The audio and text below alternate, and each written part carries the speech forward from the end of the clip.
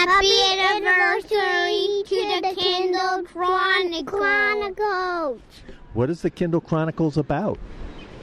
Learning about new kinds of candles. What do you think?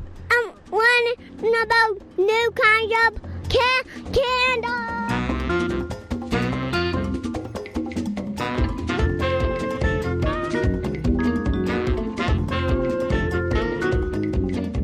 That was my two youngest grandsons, Jake 5 and Ryan 3, who are here at Ocean Park with us. And they were helping note that today, July 26th, is actually the 11th anniversary of the first episode of the Kindle Chronicles, which I recorded at this very desk looking out at this very ocean in this cottage. So 11, not that huge a round number, so I'm not going to dress it all up as a major anniversary, but it was fun to have the kids out there on the beach helping me to celebrate it. It did prompt me to go back to the first episode on July 26, 2008, and I'm going to play a little bit of the start of that one at the start of this and the way I concluded that one. In between, you're going to hear an interview with A.G. Riddle, whose new book, The Solar War, is quite a powerful book. I enjoyed reading it, and I enjoyed having him on the show again to talk about the book highlights human struggles in the near future, sometime in the future, but they sound very much like what we're going through, and we can watch on the TV any particular day, including this week.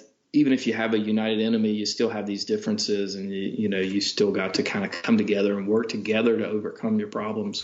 Also, this episode, I will give you my take on the all new Kindle Oasis. This is Oasis 3. It's the third iteration of the Oasis. They're calling it the Generation 10 Oasis. I have a review copy, and I also bought a cover for it because it turns out that one of the significant changes in this Oasis is how it works with the cover. But first, let's return now to yesteryear, July 26, 2008, and the birth of a new podcast. Welcome to the Kindle Chronicles, a podcast about the Kindle. This is episode 1. I'm Len Edgerly, and this is a new podcast that I'm creating in addition to two other podcasts I have, the Audio Pod Chronicles and the Video Pod Chronicles. My idea was, since I'm such a huge fan and enthusiast of the Kindle, to do a weekly podcast all about the Kindle that would comprise some news, a tech tip, an interview with a fellow Kindle enthusiast, and then maybe some final thoughts about something that I'm reading on the Kindle. We're back now in the present.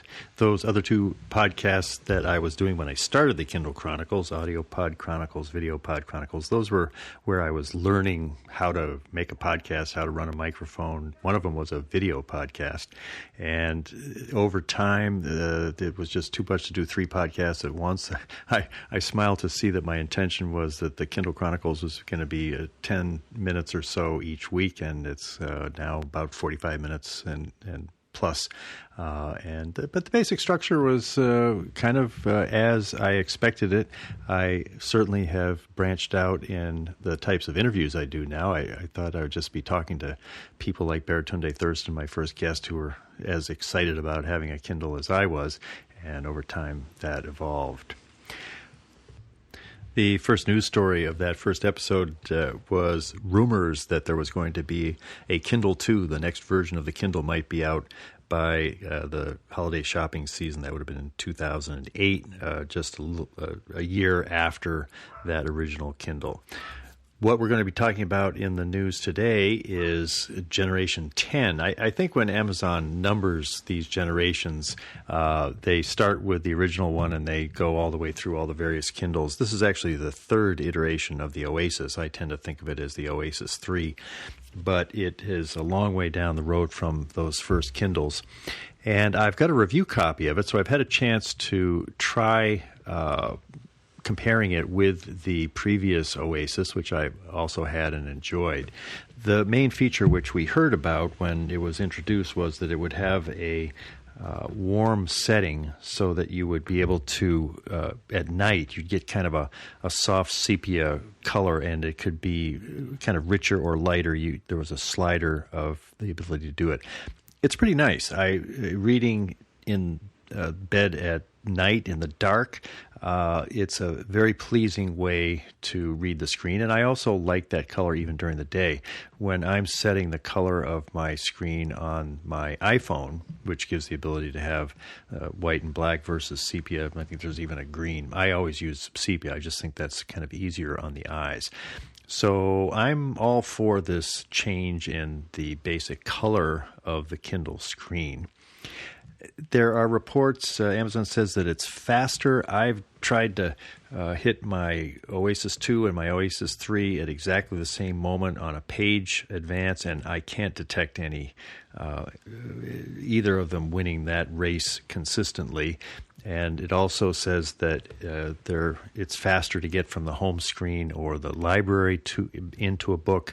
Again, in doing time trials, I haven't been able to notice the speed.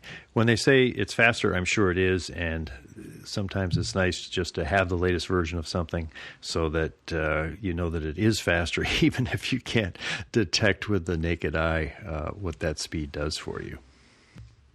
The reviewer's guide, which Amazon sent with the review copy, says that the new Oasis has the next generation e-ink. Now, again, looking at them side by side, I can maybe convince my mind to see that the new one is slightly sharper. It's a very nuanced difference that comes from having that latest generation of the e-ink screen. There are 25 LEDs on this screen as opposed to 12 for the previous model. That maybe gives a more consistent bath of light going across the screen and makes it easier. It's slightly lighter, 188 grams versus 194 grams. I didn't get quite that big a difference when I put the two Oasis devices on my kitchen scale here at the cottage. The older one came in at 191 grams versus 188 for the new one. If I set it to ounces, the difference was 1/8 of an ounce lighter for the new one, 6 3/4 ounces versus 6 5/8 ounces, if I'm calculating my fractions correctly. The new Oasis is available, depending on which configuration you want. They're shipping right away in the usual time, and except if you want the most expensive Oasis, that's $350 for the 32 gigabyte storage, Wi-Fi, and free cellular. That one doesn't include special offers. If you look at the website for that, it says temporarily out of stock. Will email with estimated delivery dates. And I've heard from a couple of you that there are delays for that one, stretching out into August or just sort of indeterminate time. So the demand for that one isn't quite matching up with the supply. Now that I've had a chance to try the new Oasis using the review copy, I discovered an aspect of it which actually is more important to me than the new warm color, and that's how it works with the cover. To tell the story, I think it helps to start back in 2016, April of 2016, when the first Oasis came out. And it was a radical departure in design because it had a very slim Kindle paired with a cover that had the battery partly in the cover. So you would have a magnetic attachment of this cover with the basic Kindle, and in the process you'd be having the battery pack in the cover transfer to the Kindle.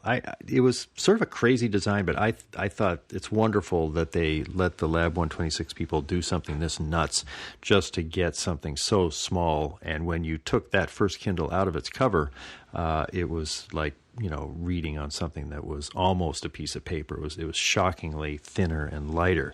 Now, there were troubles with that cover, and so the next version of the Kindle Oasis, which came out in 2017, it increased the screen to 7 inches, and the cover did not have a battery in it. The whole battery was in this larger Kindle, and that cover simply had a magnetic closing mechanism so that it would snap together with the Kindle in a nice. I thought it was a perfectly sound way. I never had that cover falling apart because you could just pull it apart, it being held by magnets. But apparently there had been trouble with that. So sometime in 2018, The original cover for the Oasis 2 was replaced with a new cover that actually had you physically pressing the Kindle into the cover. This would be similar to all the other covers we've had for Paperwhite and Voyage and all the previous ones. So there wasn't this kind of elegant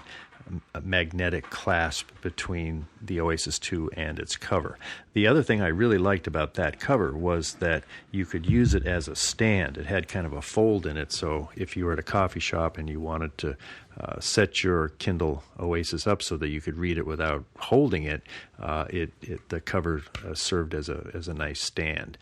Now, when they got rid of that one, there wasn't a stand configuration for the Paperwhite, and so ever since that cover went into effect, then you lost that ability, which I thought was one of the nicest features about the Oasis.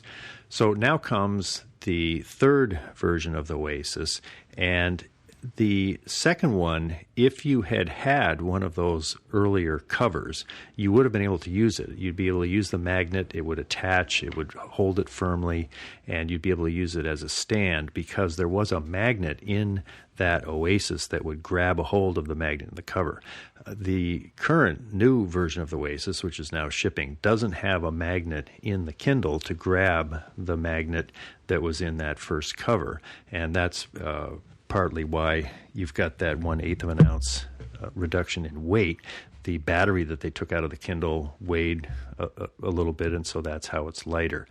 But the result of that is that now, with this version of the Kindle, if you have one of those old covers that serves as a stand and has a nice magnetic close, it won't work with this Kindle because it just sort of flops around, not having a magnet in the Oasis 3 to grab hold to.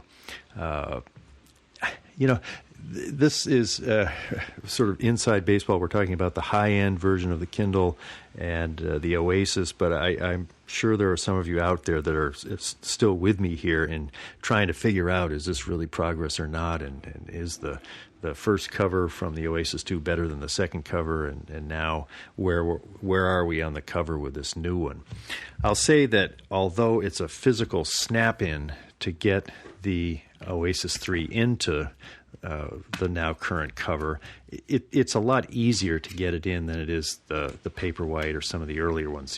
You just sort of line it up on the left and then you just press it in, and it goes in quite easily. And if you want to take your Oasis out of the cover and read it just in its most light form, you can kind of wrench it out, and it's not really that hard to do. It's certainly not as easy as pulling off the magnetic cover that we had last year. So that's a heads up if you're thinking of upgrading to the new Oasis, and you've got a strong preference for the kind of cover that you want to have on your Kindle. This is something to be aware of, that there's quite a difference. What I've passed along to you here came from several exchanges with Amazon's public relations department, and here's a more concise explanation of the cover issue that I received from them. They said the original cover sold as an accessory for the Kindle Oasis 2017 required a magnetic attach built into the device. That cover was replaced in 2018 with the current cover used today, which features a new design that snaps onto the device and does not require the magnetic attach. The all-new Kindle Oasis does not have magnets built in, resulting in a lighter device. However, it will not be compatible with the original cover sold with the Kindle Oasis 2017. If you want to go ahead and order this new Oasis, I heard from a couple of you that there are some ways to make it more affordable than just springing for the new one. Cindy Brooks was one who wrote to me, and she said, I wanted to alert you to something that may make the purchase a bit more palatable, Amazon's trade-in program. If you have the most recent Oasis in good working order, you can receive a $75 gift card to trade it in, as well as 25% off the purchase of a new e-reader. This really pares down the purchase price, especially if you don't need a new cover and don't mind special offers. Well, depending on which cover you had on your previous Oasis, you might need to get another cover because that one might not work, as we just discussed. Cindy wrote, in my case, I wanted the champagne gold color. That's the case color now comes in champagne, nice option, but found that it was only available in the 32 gigabyte size, sneaky Amazon, giving it a base price of $280. Take off the special offers, which I usually do, and the price climbs to $300. Luckily, I do have the latest Oasis in excellent condition, so I initiated the trade. There's a handy button under the price on the right-hand side of the page. This gave me $75 to apply to the price, but the real deal is the additional 25% that Amazon gives you if you order a new e-reader. For the model I wanted, that was an additional $75, bringing the price down to about $150 before taxes. Still expensive, but this is for the Champagne Gold 32 gigabyte model without special offers. Other configurations could be much less. Time now for the interview. A.G. Riddle's novels have sold more than 4 million copies and been translated into 20 languages. A month ago, he published The Solar War, the second book of his current series, The Long Winter Trilogy. The first book in the series was Winter World, which Jerry discussed with us in an interview in February. Nothing delights me more than hearing the story of someone who has taken advantage of the Kindle Direct Publishing platform to go full-time as an author, and Jerry Riddle is one of the best examples of this phenomenon that I know. He spent a decade as an internet entrepreneur before trying his hand at fiction. Since then, he has achieved a devoted following, myself included, for his fast-paced, thoughtful human extinction thrillers. I reached him at his home in Raleigh, North Carolina on Wednesday, July 24th, and began by asking him to introduce us to the story in his latest novel. To set the stage, Winter World is about this new ice age and a group of scientists who are trying to stop it. And so if you haven't read Winter World, there's some mild spoilers coming here, but, at the end of Winter World, this long winter and this ice age abates, and the world doesn't go back to normal, but the human race has this kind of chance of survival again. And so the Solar War is about the return of the enemy that they face in Winter World. And it's really where in Winter World was a story about triumph. The Solar War is really about truly impossible odds and humanity facing them. And what I think is interesting about the book is that it is a war, but I think it's very much about these two enemies learning to coexist rather than one annihilating the other. And so it's really a continuation of this sort of ice age story and humanity's struggle to survive. The grid is the enemy, which is introduced in Winter World. How do you describe the grid? So the grid, for me is kind of an interesting adversary. It's something that I've never seen before, which is a civilization that just wants electricity. I mean, they don't have really any other agenda. They don't have any sort of political or belief system. They don't have an opinion about humanity. They just feel that we're in the way. They want the output from our sun, and that's really what they're about. And they're a single-minded, sort of singular purpose entity. And humanity, and everything else you see, Star Trek, Star Wars, there are these enemies that, are multidimensional, and you sort of wonder what their agenda is, and they have these belief systems. But the grid is, in a sense, very one-dimensional, and that makes them almost harder to defeat in that, there's no negotiating with them, and they are, really a really powerful enemy. And so that's, power and the conservation of energy is, in a sense, what the grid is all about.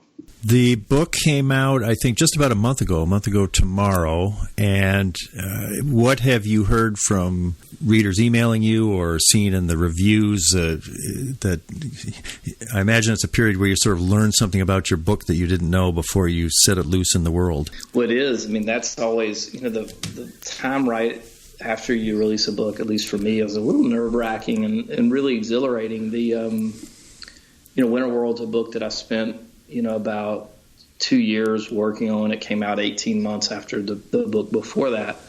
And you work on something for that long, and it has to be it can make you a little neurotic when it finally gets out into the world. And Solar War was a little like that, although not as bad as Winter World. But the thing that really surprised me about the Solar War is that in the course of the story, it's about the grid returning and humanity battling them. And humanity, takes a pretty hard hit in the beginning of the Solar War, and they're literally underground trying to survive. And so I created this book in the Solar War called The Birthright, and it's a psychology book, and it's about these psychological aspects of how to deal with fear and grief and all the challenges that we all deal with. And I meant for The Birthright to be something that could ground in psychological science, what these folks were going through, and to help the characters. But I've been amazed at how many emails and Facebook messages I've gotten from people asking if The Birthright's a real book. Yeah. And it's wild. On Amazon, there are some books named The Birthright. The Birthright's a fictional invention that I created for the Solar War. But I've been very surprised at how drawn people were to that concept. But did you write enough of The Birthright as a fictional book to sort of give you plenty of material for when you refer to it in Emma's conversations that she has about it? Yeah. I mean, so what's in the Solar War is kind of the tip of the iceberg of what I had for The Birthright. I had a kind of rough outline, and I wrote some passages, and some didn't quite work in the final edit, and some did, and they made their way into the final book. But and that's a lot of things are like that, Is The Birthright a book that you actually were toying with writing as a book on its own? It's something that I've been toying with as something that I could tie multiple series together. So I would have The Birthright present in The Long Winter, and then some of the stuff I'm working on now, because I've really it's something that I'm personally very interested in, psychology and some of the concepts that it explores. And it's something I've thought about, but I don't know. I get to a point where I'm like, would readers really mind something crossing over between series? But I haven't quite gotten my head around that yet. It sounds like a book you'd like to read yourself. Definitely, yeah. I like those readers that email me. I wish that it existed, and that's what I reply to them. Yeah. Well, I'm one of the beauty of reading on a Kindle is you can just tap something like that, and so I tapped on The Birthright, and then I did search and searched the Kindle store. And at first I thought, great, I see all these books called The Birthright, but I didn't see anything that actually lined up with the description of it, so I pretty quickly decided it was a fiction within a fiction. Yeah. Maybe what you learned is that there would be an appetite if you go in that direction somehow.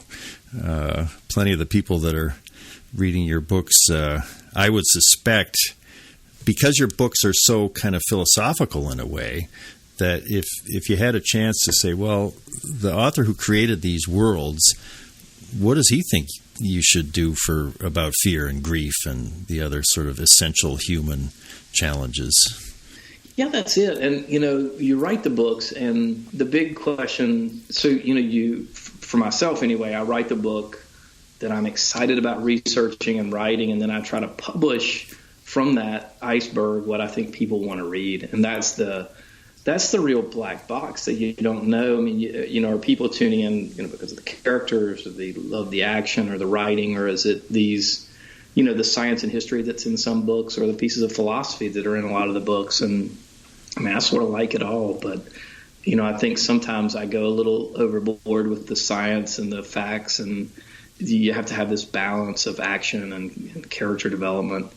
But the philosophy is something that, as I get older, I don't know if, I'm showing my age, but I become more and more engaged in it. And I was writing the Solar War at a time that, my mom had passed away. And so grief was something that I was personally dealing with and reading, and trying to get my head around it. And so certainly that part of The Birthright is a reflection of my own, kind of searching. Yeah. And, for me, it was easier to write those parts of the book because of, what I was going through personally. And I'm glad to say that the third book in the series really is about, some spoilers again here, but, starting over on a new world in which the sun never sets, and it looks like things are going to be all right. But, of course, humanity's digging deeper into the core mystery of, what is the grid, and are they maybe a little more complex than humanity had originally thought? I mean, in our solar system, they wanted energy, but maybe there's a little more to it. There's an interesting difference in your main characters, James and Emma.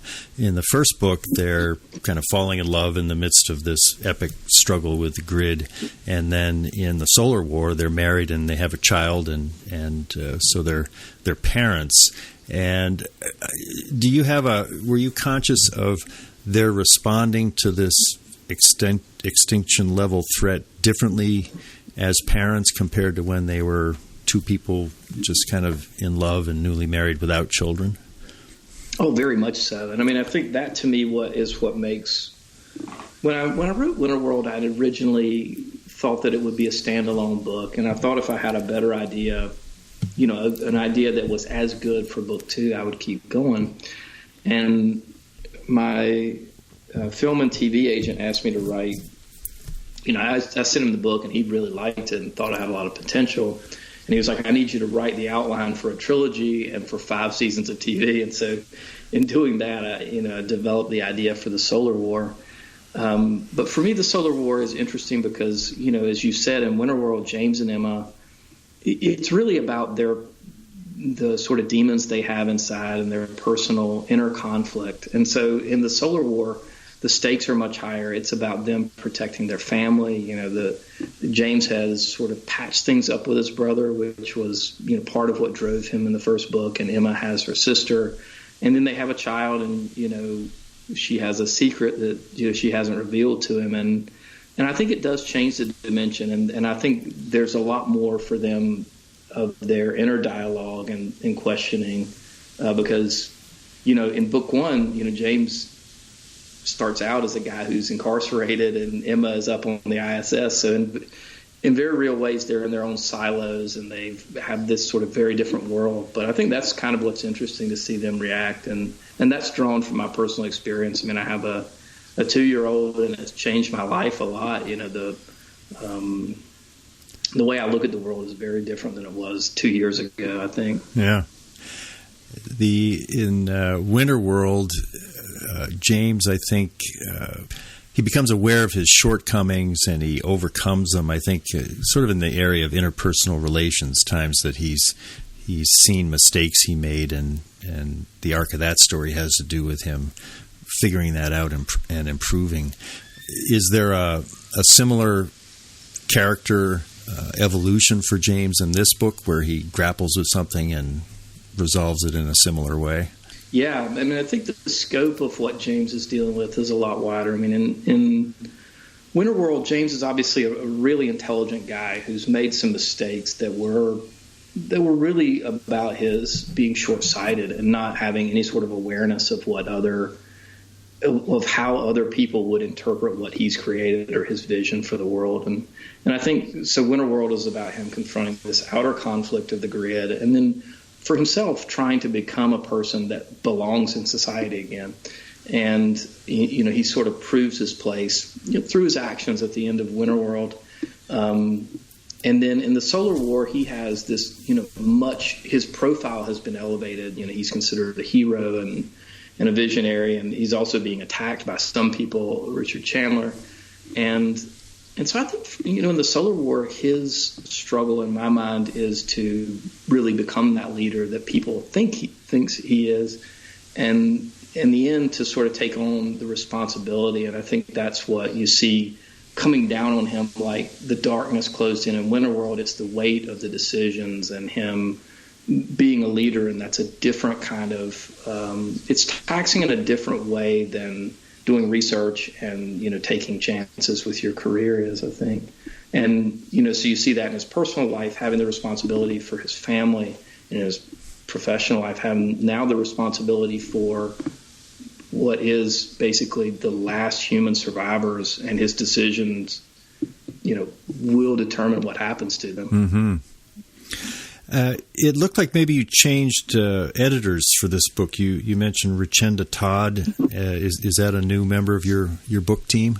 Yeah. So one of the things that's happened is my UK publisher. So I'm published traditionally in the United Kingdom and Australia in print. I still self-publish all of my ebooks in English language, but the print books are done by head of Zeus, the UK publisher, and so as part of that, they do the covers and they edit the books, and so that's been a nice relationship because they can have great talent and pretty deep bench of folks that can work on the books. So, yeah, she did a fantastic job. Now, when she's editing, is that the same version that comes out on Kindle as the paperback and the hardcover in the UK?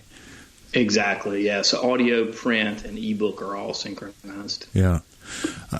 My wife and I listened to the audiobook version of it for 4 hours yesterday. We did drive from Maine down to Boston and back, and I gave her I think I was starting at maybe 15 chapters in, so I gave her the brief setup, and she's quite a connoisseur of audiobooks, and she said she thought it was terrific, so we both had an appreciation for it.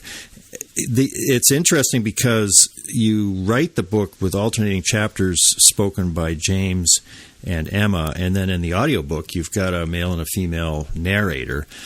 Did you sort of picture that format for the audiobook as you were writing the book?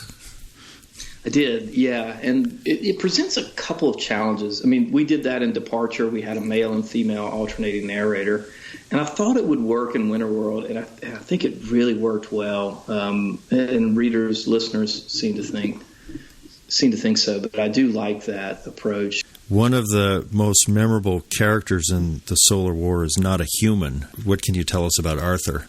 Well, Arthur, I think, is actually one of my favorite characters to write in the series. And a reader emailed me and said, gosh, this is the casting of a lifetime for some actor that hopefully will eventually get to play Oscar/Arthur. But he's an android that is basically taken over by the grid. And so his demeanor and his approach completely changes. So I think it's this opportunity for this sort of benign, really pro-human character that becomes the antagonist in the book, and is something I've never seen before, but I thought was really interesting. And so what's interesting about him is there's this complexity of you have this external threat of the grid, which is out in space in the asteroid belt, is trying to wipe humanity out, but it wants to spend as little amount of energy as possible. And it's very shrewd in that way. And so it sends down this artificial intelligence that takes over this android body and says, look, I'll help you get off the planet and get out of the solar system if you'll just leave us alone. All we want is your son, and just go away. And it, logically is what I think an advanced species would do. They would say, instead of spending all this energy to absolutely wipe you out, we'd rather you just leave, forever. Well, it's curious because Arthur has quite a sense of humor, really. He's sort of a sarcastic, and he's got a lot of attitude for an android. Yeah, exactly. I mean, I think, if you look at it from the standpoint of the grid, that when they first encountered humanity, they were logical, they laid out their case with reason and facts, and humanity chose to fight. And so now they've returned and they're letting it all hang out. I mean, they really want to elicit a reaction, which is they sort of want humanity to engage in a war or leave. And the thing that they don't want them to do is not make the decision and force the grid to actually have to act. So he is very much... he has a lot of personality. He's very antagonistic, and I think that makes for, I think the amount of sort of screen time that Arthur has in the book, he sort of has to have this sort of dynamic personality that elicits, at least from the reader, a strong reaction, and it does. I mean, that people have emailed me. I was like, they say that of all the books I've written, there's characters that they hate the most in this book, and they read to the end to see what happens to them, and I think. For a post-apocalyptic story, I actually think that's pretty important. Yeah, yeah, exactly. My Kindle Oasis enabled me to count up the number of times you use the word survival in the book, and it comes in at 118 times, which makes me think that there's once every 4 pages. Yeah. Well, and it fits because it's a book about survival. It's about, humanity surviving and, pressing humanity to the edge and seeing what happens. As you were playing with that theme and writing the book, what do you end up thinking is the key to our survival as a species? Well, in a word, we've always known it's adaptability, but I think it's something more than that. It's in the Solar War, surviving is about, in a sense, not fighting. It's the people who survive are the ones who sort of figure out how to find common ground, to work with each other, and find a solution, a way that they can both coexist. And the thing that they, James and Grigori and all these characters have lost so much, and they're emotionally invested and they want to fight back. And I mean, some of the characters would just fight to the end because they're so angry and they've lost so much. But James has this different perspective than he did even in Winterworld, which is they have a family now, and it's sort of like it's not so much what he wants emotionally as what he wants for his family, which is to grow up in a world where they have a future. And so that survival means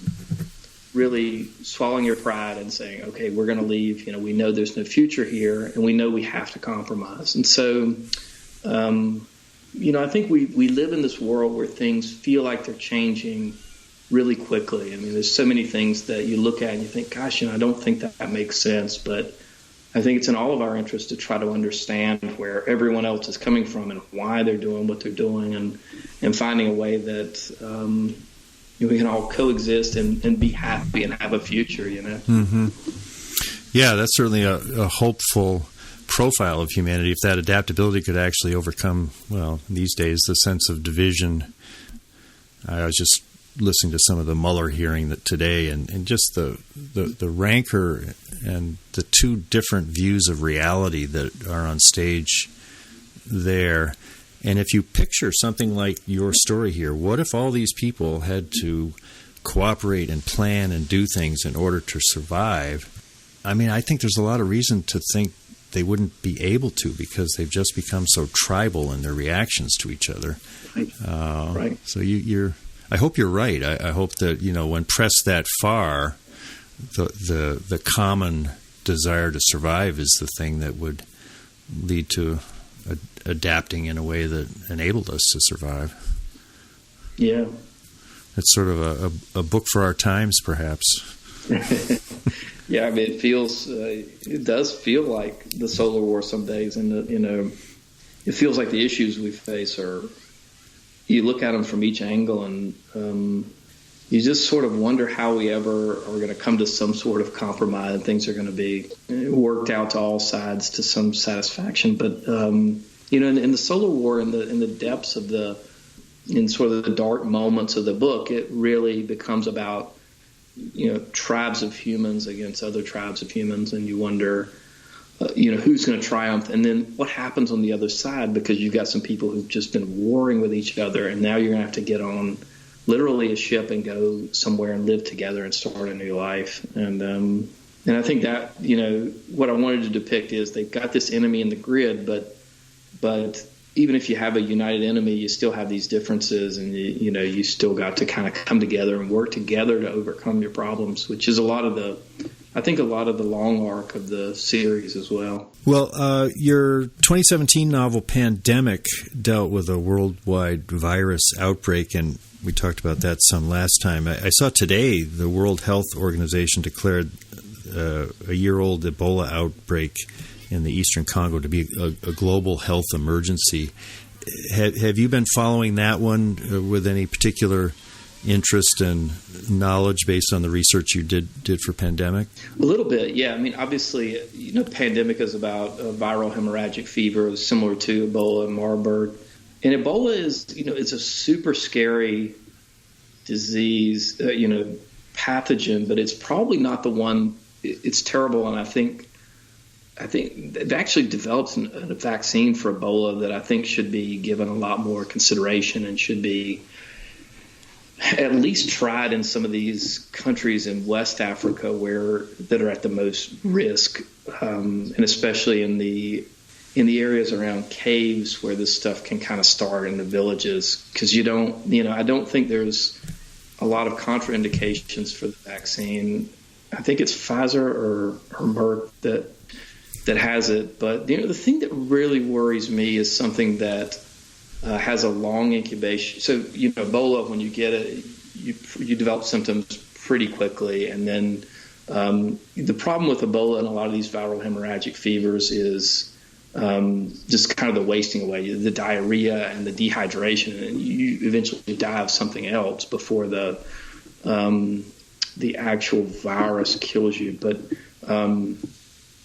the thing that is really worrisome is if we had a novel flu strain that was long incubation and it amplifies, and you've got 1 billion people infected before you really know about it. I mean, the thing about Ebola is it's big and scary, and people are dying in really terrible ways, and you sort of know what's happening. Some strains of Ebola, like Ebola Zaire, I mean, the mortality rate's 90+% sometimes. Yeah. I mean, it's really bad. But yeah, I've been following it, and I still think that a biological event is the biggest threat that we face, in today's society. Anything new to report on the movie front?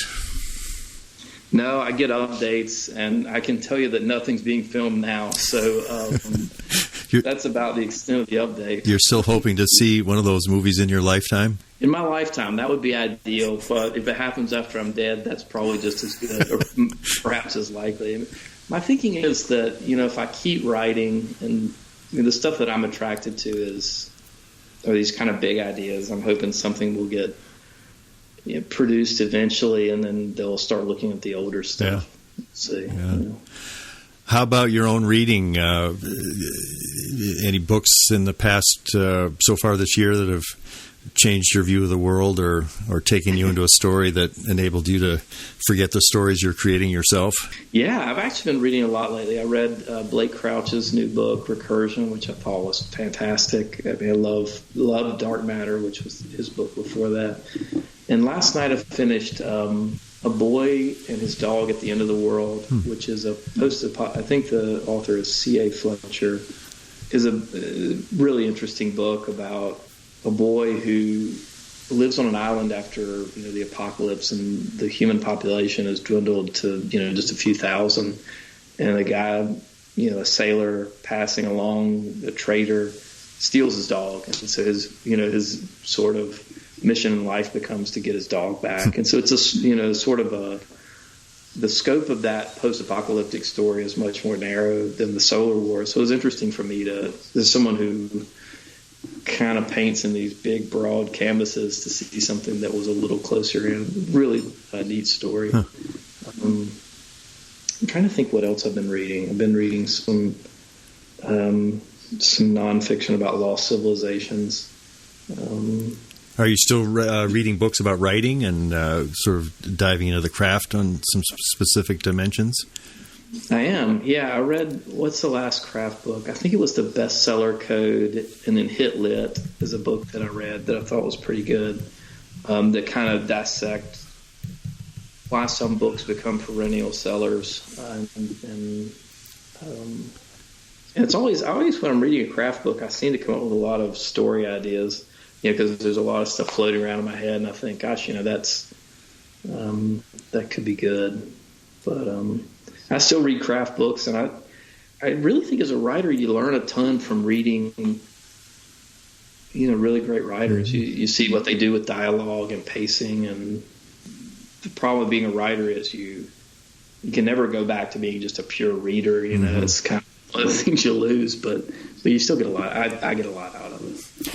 Somebody prompted me to read Moby Dick again, which I read in high school, and I'm kind of stubborn in these things. I just will not stop reading it till I'm finished. And there's parts of it that I get why it's a classic, these beautiful descriptions of life at sea and Ahab's obsession. But then there's these pages and pages about whaling and different kinds of harpoons, and then this really gory stuff about killing the whale. And I just can barely get through it. But it's fascinating to encounter a book like that, which probably is going to be deemed a classic for a long time. And in the actual reading of it, it's so different than anything that would get accepted to be published today. Well, it's well said. I mean, I think I think context is important, because one of the things I've thought about a lot more and more is, how writing and, fiction needs to evolve to the times that we're in. And I think, attention spans are shrinking. And for me, it's about trying to strike this balance of pacing, for the, the generation that is used to Twitter and Instagram and Facebook and Netflix and things moving really fast, and folks who like a slower pace in the novel, and striking that balance. And it's really tough. I mean, I really think the novels that we're writing that are really successful in 10 years are probably going to have a different feel than the stuff today and the stuff 30 years ago. And it's like in the time period that Moby Dick was written, maybe that pace was spot on, and that's what those folks really liked. And they were going to the theater house, and we go to the cinema, and we go to our mobile phones, and it's a different, the sort of interval for giving you sort of the entertainment value has to shrink a bit, I think. And finding that balance is really tough. When I've heard you talk about, you sometimes get pushback from your wife and your editor about, getting too geeky and that's too much science. I don't think anybody was around for poor Melville to say, Herman, enough with the whaling. You got to dial that stuff back. Let's get on with the story. Yeah, I've never read that book, but I've heard that it gets pretty into the weeds, if you will. Yeah. I have been speaking with A.G. Riddle, author of The Solar War, Book 2 of his Long Winter trilogy. Thanks very much, Jerry. Oh, thanks for having me. That's it for this 11th anniversary episode. We're going to go out with an outro from the first episode. It's very similar to what you usually hear, and I'll superimpose on it a final sign-off by Jake and Ryan, recorded down on the beach, a little mashup of different times, all in the same outro. This has been fun. Let's keep doing it. The Kindle is a great device, and I've always been a reader, and now I'm a reader with real passion because of this invention, and I look forward to connecting with others who are feeling the Kindle excitement, and we'll see if we can have some fun here at the Kindle Chronicles. This is Len Edgerly from Ocean Park, Maine on July 26th, 2008. Have a great day.